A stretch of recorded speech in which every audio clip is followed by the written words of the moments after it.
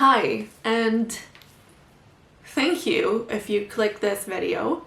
Welcome to my channel, I guess. This is the first video I've ever made, and I hope you guys are gonna like it, and let's get started. So you probably clicked on this video because you saw the title, and in this video I'm gonna talk about being a student in Israel, and I'm gonna talk about two main aspects that I think make us a little different than other countries. So I go to Tel Aviv University, and I got my bachelor's in the same university, and I just kept going in the same place. So my bachelor's was in biology, and right now I'm getting my master's in biology as well. So the first thing I'm going to talk about is actually timeline. So you know how every country and every culture, they have their different timelines. People go to school, then they travel, then they go to college, or maybe they go to college and then they travel, then they get a job, and so forth. In Israel, it's a little different for a main reason, which is when we're 18, straight out of high school, you have to go to the army. So, as you may or may not know, the army is actually mandatory in Israel for women and men both. So, when you're 18 and you finish high school and you're at your prime and you want to conquer the world, you actually can't do all that because you have to go to this very strict system and have officers. You don't get to do anything without permission. You have to be available 24/7, and a lot of us actually stay at bases where you don't come home every day. So you usually just are available by being at the base all week long and maybe for a few weeks at a time.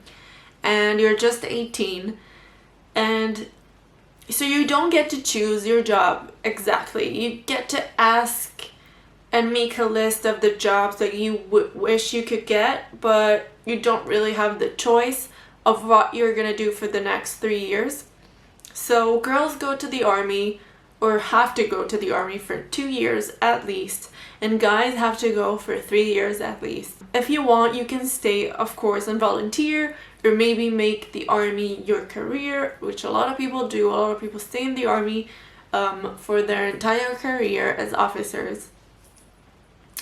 Most people, I would say, just after their mandatory time, they just leave the army and go back to the usual young people's schedule. I was actually an officer for 1 year, so I volunteered to do 1 more year in the army. So I was in the army I actually got drafted to the army 2 weeks after my last final exam in high school. So that was very difficult. I was one of the first one to get drafted, and it's just a crazy experience. And then I got released when I was 21, and those were crazy years. So because you don't choose if you want to go to the army and you actually have to do it, of course some people want to go more, some people want to go less, but anyway, you have to go. You don't get a say or a choice. So because of that, usually when people finish their service and they get released from the army, usually they need to feel free. So what people usually do at 21, when they get released from the army, they find a job. They work a whole lot in that job. Usually it's waitressing, and then you use that money to travel for a few months. Some people travel for 4, 6, 8 months, sometimes even a year. And I think it's because, again, you had to be in that strict environment for a few years that you want to feel like you're your own boss, free, you can do whatever you want, And yeah, and the army really puts a hold on everything that we do and everything that young people want to do, your hobbies and your plans. It just puts a hold on everything for a few years, and that makes life here and our timeline a little bit different than other countries. After you can check off from the list your big trip, your long trip, get in touch with reality again, and then you get a job again, and you usually become a student if you want to get a degree. Obviously, not everyone wants to, but if you do, that's what you do usually. So you go to university of your choice, if they accept you, of course, and you get your bachelor's for 3 or 4 years, depends on what you're going to study. That's the main timeline, I would say, that differs us from other countries. I think it's kind of insane, especially as you get older and you realize the kind of experiences you went through as such a young person.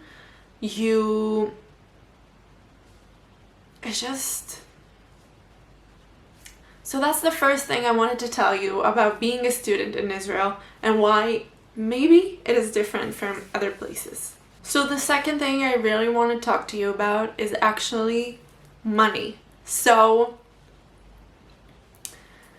because of the army and because of what I just told you, it really puts a hold on your plans, and getting a career path takes more time. So, well, first of all, being in the army, you don't make money really, and when you work after the army, you really spend a lot of it on the trip that you do. So by the time you want to start your bachelor's, you don't really have money, which means most people, and it's gonna sound shocking, but most people during their bachelor's live with their parents. And I know that sounds crazy to you, but again, because of that hold up, it is what it is. So people during their bachelor's, a lot of them, a lot of us actually, because I did too, live with your parents. I think it's culturally very different here because it's very normal to live with your parents, and it's only like, it's just normal here. So that's what people do. A lot of people do choose to move out, but that just means you're gonna have to take on one more job. It's gonna make your schedule even crazier, and maybe you're not gonna get as good grades as you could, but still a lot of people choose to move out. They move out and they live with roommates, maybe close to the university. And many of us during their bachelor's we usually have more than one job. Right now in my master's, I have 3 different sources of income actually. I have one in Israel. I don't know how it is actually in other countries. When you get a scientific advanced degree like a master's or a PhD, the university actually pays you a scholarship for doing your research, because their intention is that you don't hold another jobs so you can be focused on your research. In reality, the university pays you maybe enough for the rent. In your master's and your PhD, they pay much higher, but during the master's, they pay a very small amount of money, and it's not enough. So I actually have 2 more jobs. One of them is actually being a professor's assistant, and it's very common that PhD and master's students do this job because you're already in the university, and it's not a very difficult job.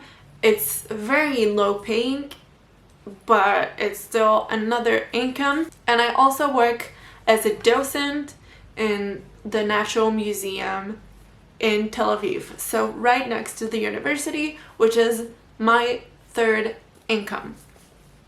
So I have to confess something. It's probably gonna be shocking, but as I said, I just started my master's a few months ago, right after I finished my bachelor's, and I still live with my mom. Yep.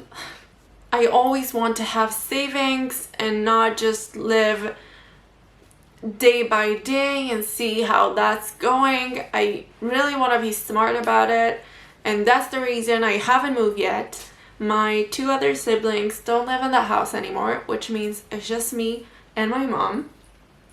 And that's how I can allow myself save money. Hopefully I would be able to move next semester. That's my plan, at least. Hopefully. So these are the main things I wanted to tell you about being a student in Israel. It's not easy, but I don't think it's easy in any other country. But I told you about the 2 aspects that I think makes it a little different here than in other countries. If you think that it's exactly the same, or maybe you just want to tell me about your being a student and your experiences, please tell me. If you actually liked my first video, give it a thumbs up. I would love to know. And I actually plan on this channel to be a very relaxed and nice place, so you can come and chill with me. And it's gonna be more of like vlogging style and just me and my life. And hopefully you can come along with me. I would love that. So yeah. So if you like this video, let me know, and I will see you in the next one, hopefully. Bye!